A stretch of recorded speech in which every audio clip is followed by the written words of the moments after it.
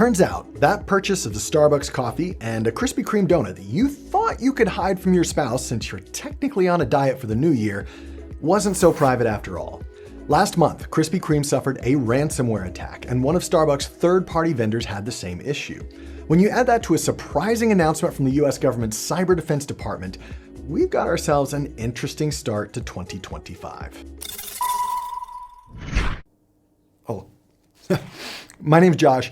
This is All Things Secured, and if you're interested to understand more of how current events affect your privacy and security, be sure to sign up for our weekly newsletter where we curate and explain the week's most interesting news items, such as these problems that recently affected both Starbucks and Krispy Kreme, which I didn't actually eat the donut. Now, I want to quickly run through exactly what happened with Starbucks and Krispy Kreme, but more importantly, we're going to talk about what this means for you personally. It's one thing to get depressed by the news, but it's better to learn from what we're seeing by finding some actionable takeaways. So let's do that now. First, Starbucks had major disruptions last month when Blue Yonder, one of their third-party software vendors, was hit with a ransomware attack.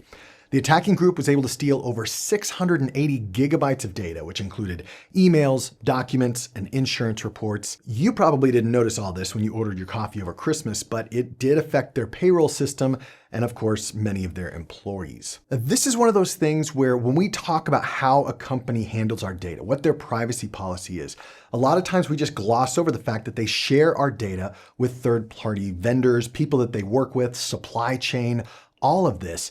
And we don't have the opportunity, or at least we rarely get the opportunity, to look into the privacy policy of those third-party vendors.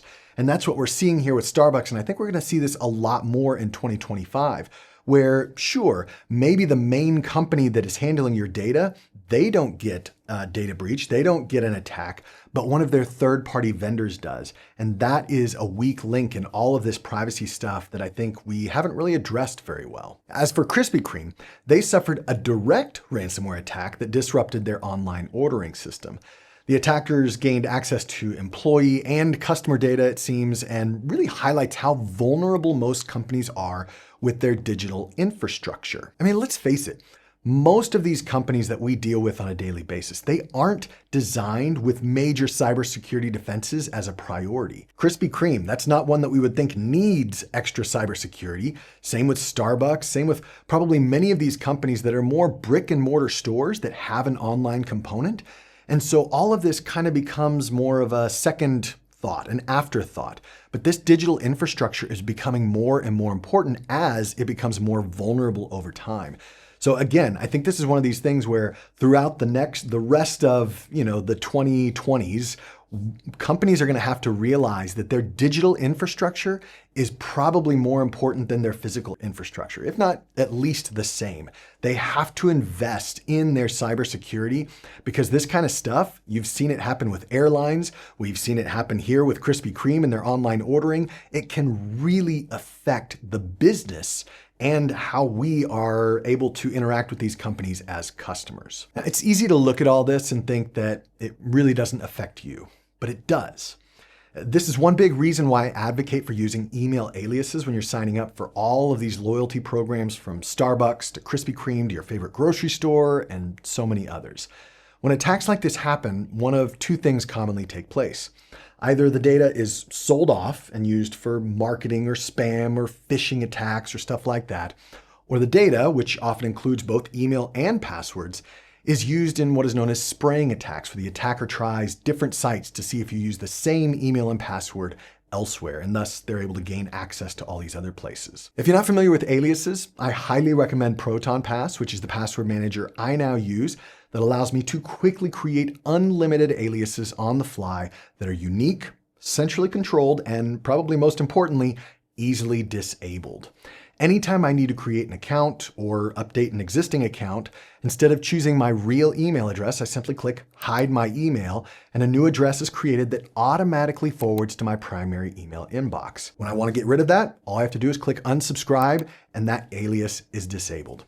The process is integrated into the password manager in such a way that you barely have to think about it. You can start using ProtonPass for free, where you'll get 10 complimentary email aliases to test out.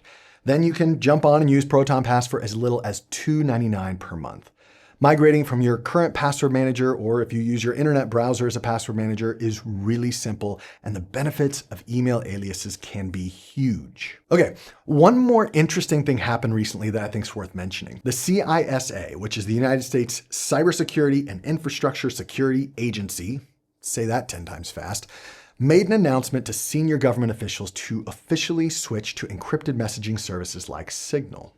They literally mentioned the Signal app by name.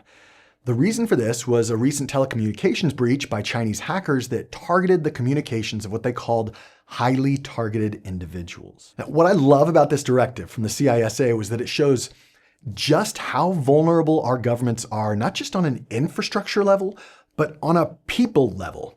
Check this out. The best practices they recommend are things like using Signal, setting up 2FA, not using SMS text for 2FA, using a password manager, updating software, using lockdown mode, and other such tips that, quite frankly, are things I've been preaching for years. In other words, if you look at this list and think to yourself, hey, I already do most, if not all of that since I watch All Things Secured, then you're doing better than most of the top US government officials. Congratulations. My ultimate takeaway from all of this, other than all of those best practices, is that it's great to use email aliases, and it's a great reminder that SMS text of any kind is just plain dumb. We have the option to use encrypted messaging, so sending and receiving actual text messages. For you iPhone users, that means the green bubble instead of the blue bubble. That should be something you try to avoid at all costs. So whether you're signing up for a Starbucks reward account or campaigning for a political office, be careful with your data. Use something like Proton Pass, and then sign up for the All Things Secured newsletter to stay up to date on the latest privacy and security news that's important to you.